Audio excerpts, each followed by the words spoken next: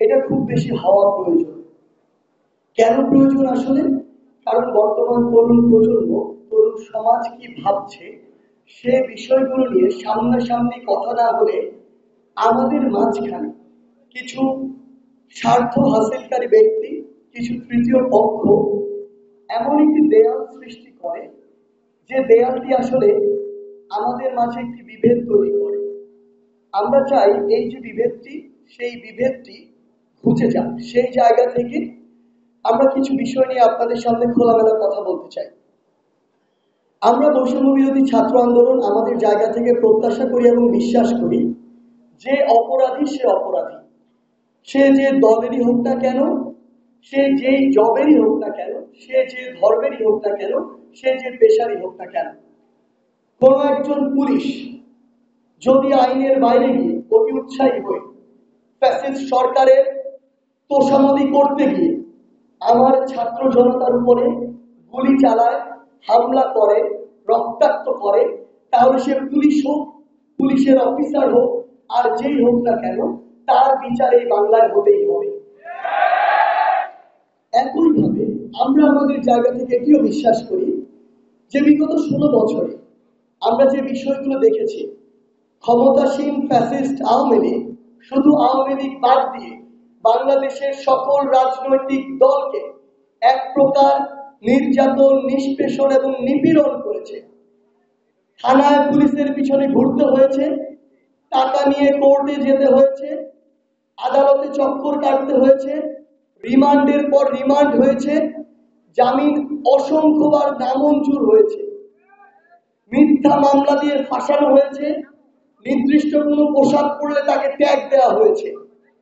এই যে কাজগুলো করা হয়েছে, এই কাজগুলো কি আমরা সমর্থন করেছিলাম?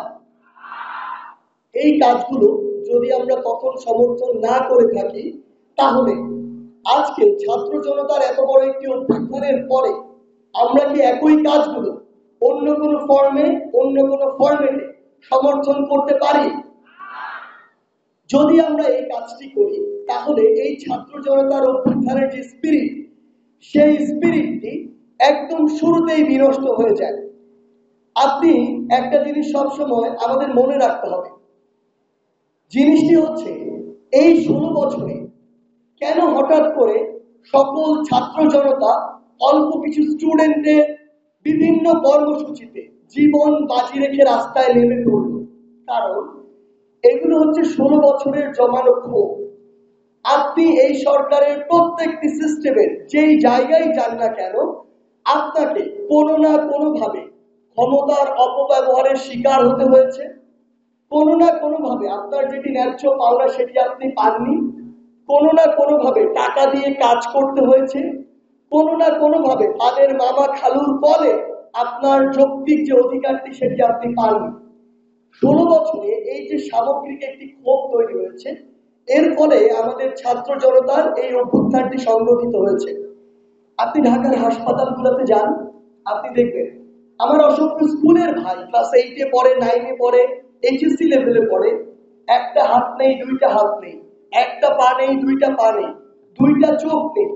সে জানে সে এই পৃথিবীর আলো আর কোনোদিন দেখতে পাবে না, কিন্তু যখন সে এটি বুঝতে পারে যে তার এই প্রতিদানে, তার এই দানের মাধ্যমে এই দেশ থেকে ফ্যাসিস্ট হাসিনার বিদায় হয়েছে, পতন হয়েছে, দেশ ছাড়তে বাধ্য হয়েছে, তখন সে তার ওই কষ্টের মুখে যে চওড়া একটি হাসি দেয়, সেটি হচ্ছে আমাদের এই স্পিরিটের মূল্য। সবচেয়ে বড় কথাটি হচ্ছে, আমরা যদি ওই যে আমাদের জীবনগুলো 1000 থেকে 2000-এর মতো ভাই যারা তাদের জীবন দিয়ে চলে গিয়েছে, ওই ভাইদের যে পরিবার, প্রত্যেকটি পরিবারের প্রত্যেকটি মানুষ এটার জন্য কিন্তু সারা জীবন সাফার করবে। আমি তাকে যত সহযোগিতা করি না কেন, তার একজন সন্তান কিংবা তার একজন হাজবেন্ডের অভাব পৃথিবীর কেউ কোনোদিন পূরণ করে দিতে পারবে? কোনোদিনও সম্ভব না। সেই জায়গা থেকে এই যে এত বড় একটি ত্যাগ, এত বড় একটি তাদের জায়গা থেকে দেশের স্বার্থে প্রতিদান, এটির জন্য আমরা যদি এখন এসে আমাদের দায়িত্বটি পালন না করতে পারি, তাহলে দিন শেষে সবচেয়ে বড় এই ক্ষেত্রটির জন্য দায়ী এবং সবচেয়ে বড় লজ্জিত হতে হবে আমাদের, এবং ইতিহাসে আমাদেরকে ঠিক ওইভাবেই স্মরণ করা হবে যে এত প্রাণের বিনিময়ে আমাদেরকে যে দ্বিতীয় স্বাধীনতা আমাদের ভাইরা এবং বোনেরা দিয়ে গিয়েছে, আমরা এতটাই অযোগ্য ছিলাম যে আমরা সেটি রক্ষা করতে পারিনি। সেই জায়গা থেকে আমাদের যে তরুণ প্রজন্ম, এই তরুণ প্রজন্মের বিশেষ কিছু দায়িত্ব রয়েছে। দায়িত্বটি হচ্ছে, আজকে আপনি আপনার চারপাশে তাকান, আপনি দেখতে পাবেন আমার একজন ভাই শহীদ হয়েছে, হয়তো তার জন্য একটি মামলা করা হচ্ছে, কিন্তু এই মামলায় এখন একটা টাকার ব্যবসা শুরু হয়েছে। আপনি দেখতে পাবেন ওই মামলায় অনেক নির্দোষ মানুষেরও নাম দেওয়া হচ্ছে এবং টাকা নিয়ে ওই নামগুলো কাটা হচ্ছে। আবার এই টাকা নেওয়ার জন্য অসংখ্য নাম সেখানে ইনক্লুড করা হচ্ছে। সেটি যেই করুক না কেন, যেই দলেরই অনুসারী হোক না কেন, আমাদের অবশ্যই আমাদের জায়গা থেকে এটি প্রতিবাদ করতে হবে এবং তাদেরকে সামাজিকভাবে, ব্যক্তিগতভাবে এবং রাষ্ট্রীয়ভাবে এই বয়কটটি করতে হবে যে যেই স্পিরিটকে নিয়ে তরুণ প্রজন্ম এত বড় একটি আন্দোলন করেছে, ওই স্পিরিটটি আমরা এভাবে নষ্ট হতে দিতে পারি না। আমাদের আরো বিশেষ কিছু জায়গায় কথা বলতে হবে। দেখুন, এই যে আন্দোলনটি ছাত্রদের মাধ্যমে শুরু হয়েছিল, শেষ হয়েছে ছাত্র জনতার আন্দোলনের মাধ্যমে। এই আন্দোলনটি একটি সামাজিক আন্দোলন দিয়ে শুরু হয়েছিল, কিন্তু শেষ হয়েছে একটি ফ্যাসিস্ট সরকারের পতনের রাজনৈতিক আন্দোলনের মাধ্যমে। কিন্তু গুরুত্বপূর্ণ যে বিষয়টি আমরা আপনাদের সামনে স্পষ্ট করতে চাই, এই বৈষম্য বিরোধী ছাত্র আন্দোলন কোনো রাজনৈতিক প্ল্যাটফর্ম নয়।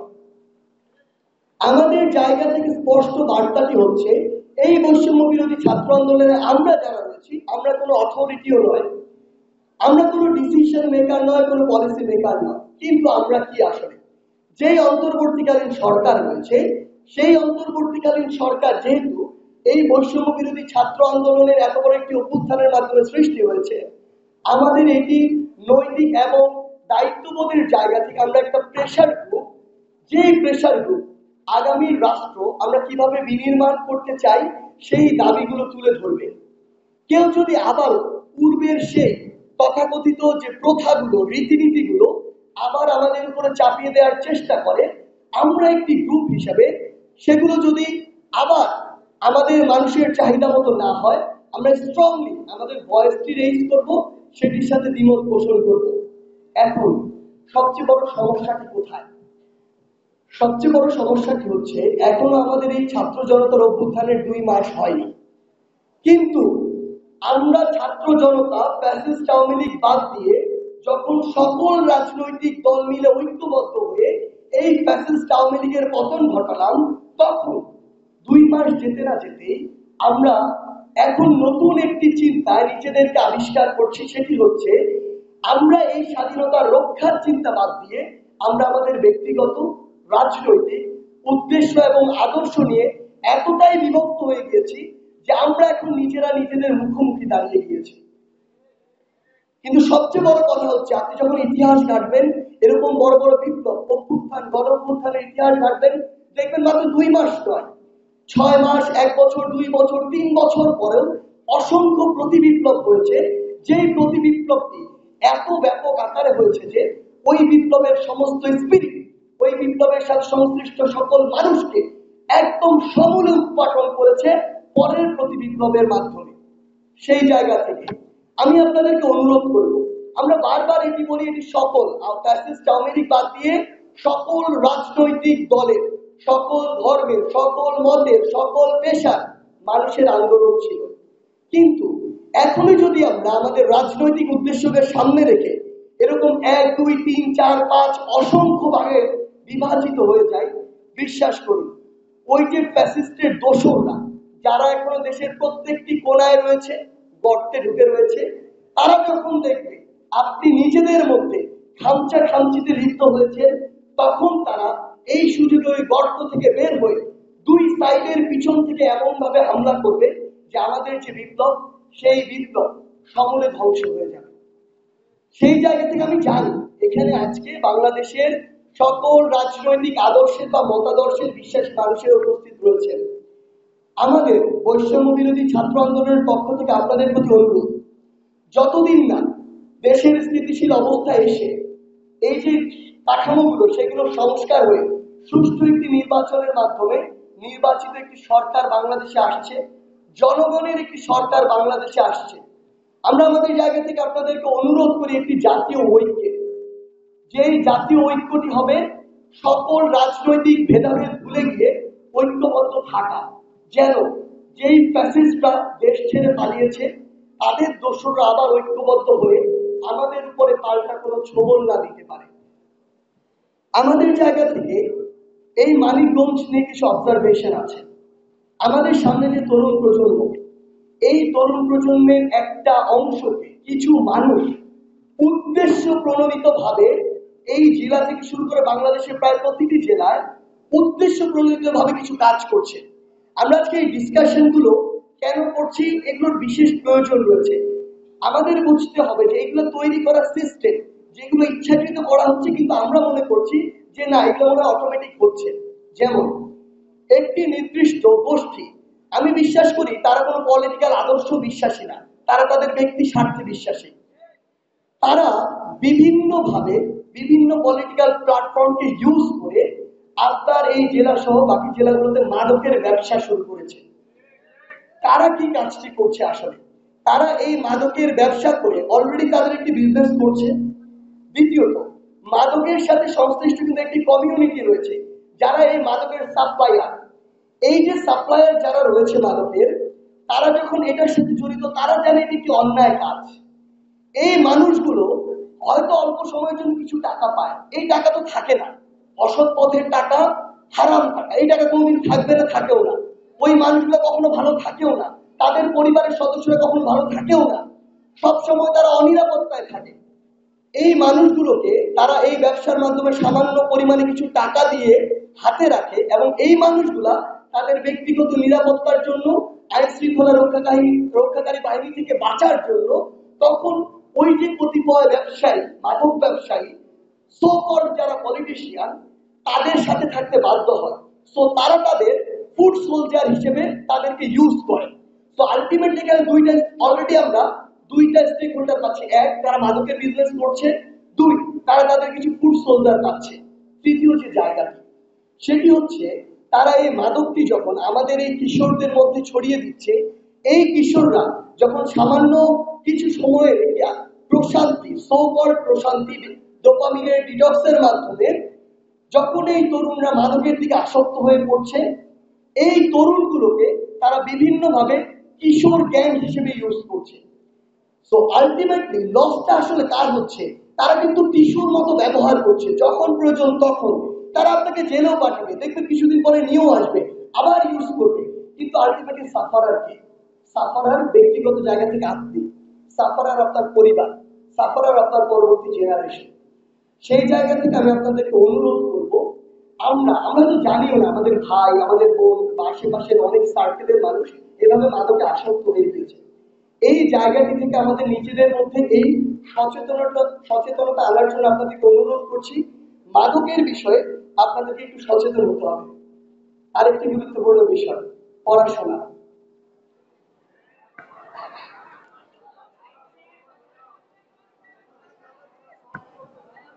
খুব কষ্ট লাগে, তাই না? মানে এই মুহূর্তে একটা বই নিয়ে 1 ঘন্টা বসে থাকার চেয়ে আমার মনে হয় 1 বছরের একটা গণ আন্দোলন করা ভালো, কি বলে? কিন্তু সবচেয়ে বড় কথাটি হচ্ছে, আমরা এত বড় একটি অভ্যুত্থান ঘটিয়ে ফেলেছি, এরপর তো আমাদের রাষ্ট্র কাঠামো গঠন করতে হবে। এখন আপনি একটা রাষ্ট্রকে যখন গঠন করতে যাবেন, তখন আপনার কি প্রয়োজন? আপনার কোয়ালিটিফুল কিছু মাইন্ড প্রয়োজন, কোয়ালিটিফুল কিছু পিপল প্রয়োজন। এবং এটা কিন্তু দীর্ঘমেয়াদী প্রসেস। আপনি 1 মাসের মধ্যে একটি অভ্যুত্থান ঘটিয়ে ফেলেছেন, কিন্তু এই রাষ্ট্র বিনির্মাণের জন্য হয়তো আপনার 1 যুগ লাগবে। এই 1 যুগে আপনার প্রত্যেকটি সেক্টরে আপনার কোয়ালিটিফুল পিপল লাগবে।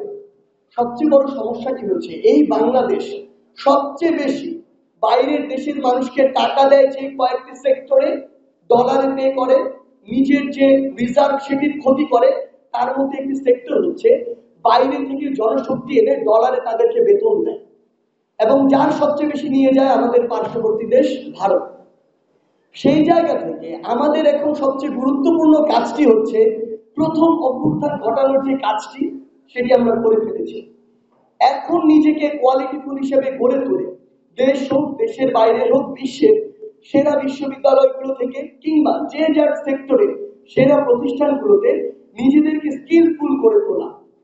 আমরা অনেকে হয়তো মনে করি এই যে আফগানিস্তানে যারা তালেবান বিভিন্ন মন্ত্রী রয়েছে, খালি বড় বড় জুব্বা আর টুপি পরে তারা মনে হয় মানে বড় বড় গান নিয়ে রাইফেল নিয়ে শাসন করছে। আপনি তাদের ব্যাকগ্রাউন্ড ঘেটে দেখবেন, পৃথিবীর সেরা সেরা ইনস্টিটিউশন গুলো থেকে তারা গ্রাজুয়েট, এক একজন পিএইচডি করা, পোস্ট ডক্টরেট করা।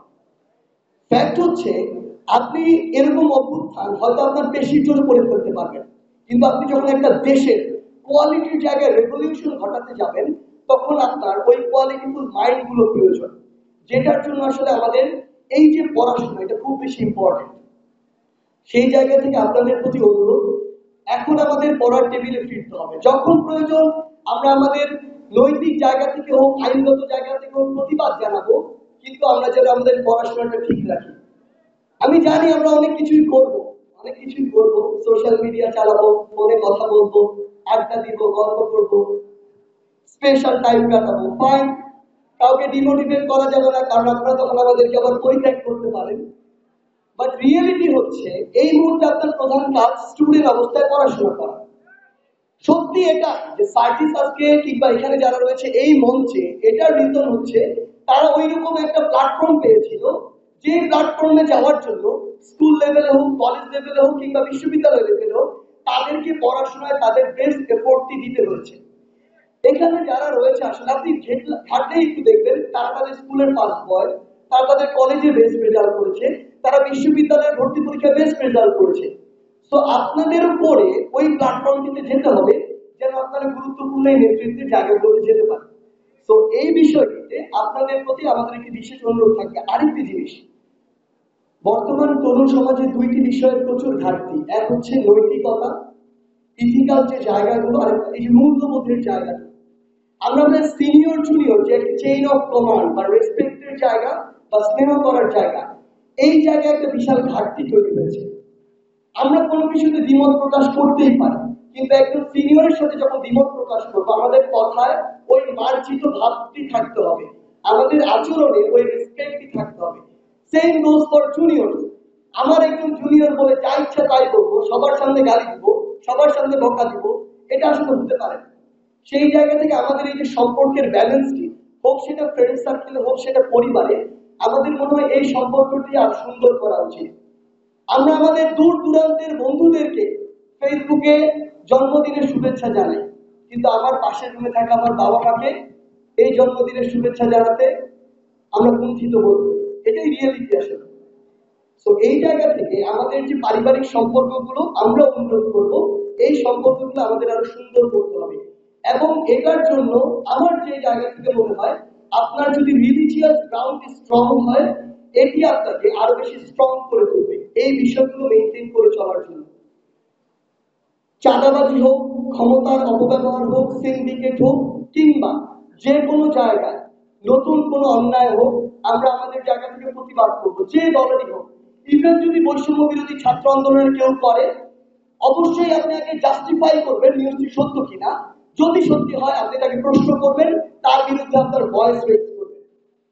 কিন্তু যে স্পিরিট দিয়ে আমার হাজার হাজার ভাই বোন জীবন দিয়েছে, এখনো হাজার হাজার হসপিটালে কাতরাচ্ছে, সেই স্পিরিটটি যেন নষ্ট না হয়, তাহলে ইতিহাসে আমাদেরকে কালপ্রিট হিসেবে দেখানো হবে। আর একটি জিনিস মনে রাখবো, আমরা কোনো অথরিটি নই। আমরা যদি কোনো পরিবর্তন করতে চাই, আমরা যেন আইনগত ভাবে এগিয়ে যাই। আমাদের সামনে যে এগিয়ে চলা, সে এগিয়ে চলার প্রথম সারির পথপ্রদর্শক হিসাবে আমি বিশ্বাস করি আমার এই মানিকগঞ্জের যারা আমার সামনে রয়েছেন তারাই হবেন আগামী বাংলাদেশের কান্ডারি। সবাইকে অসংখ্য ধন্যবাদ। আমরা একটা স্লোগান দিয়ে শেষ করি, যে স্লোগান আমরা ঢাকা বিশ্ববিদ্যালয়ের কেন্দ্রীয় লাইব্রেরি থেকে শুরু করি, শাহবাগের উন্মুক্ত মঞ্চ, অতঃপর বাংলাদেশের 64টি জেলা থেকে শুরু করে 495টি উপজেলার প্রত্যেকটি গ্রামে ছড়িয়ে পড়েছিল। সেই কয়েকটি স্লোগান দিয়ে আজকে আমাদের যে মত বিনিময় সভা এটি আমরা শেষ করব।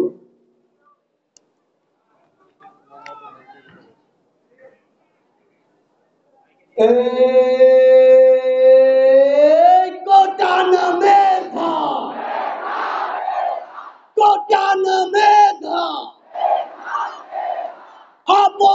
সংগ্রাম,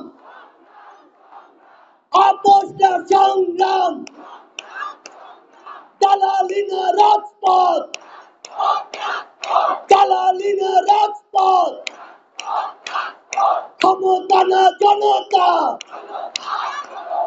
ক্ষমতা না জনতা, আবু সাইদ মুক্ত, শেষ হয়নি যুদ্ধ, দিয়েছি তো রক্ত, আরো দেব রক্ত, রক্তের বন্যায় ভেসে যাবে অন্যায়, কোটা না মেধা, আপোষটা সংগ্রাম, দালালি না রাজপথ, ক্ষমতা না জনতা, আবু সাইদ মুক্ত, দিয়েছি তো রক্ত, আরো দেব রক্ত, রক্তের বন্যায় প্রয়োজন হলে আবারও রক্ত দিব এবং আমাদের রক্তের বিনিময়ে সকল অন্যায় ভেসে যাবে। ধন্যবাদ মানিকগঞ্জ। আমাদেরকে যারা সহযোগিতা করেছে BNCC, Bangladesh scouts, red crescent সহ আজকে যারা নিজেদের জায়গা থেকে আমাদেরকে সহযোগিতা করেছে সকলকে অসংখ্য ধন্যবাদ। বেঁচে থাকলে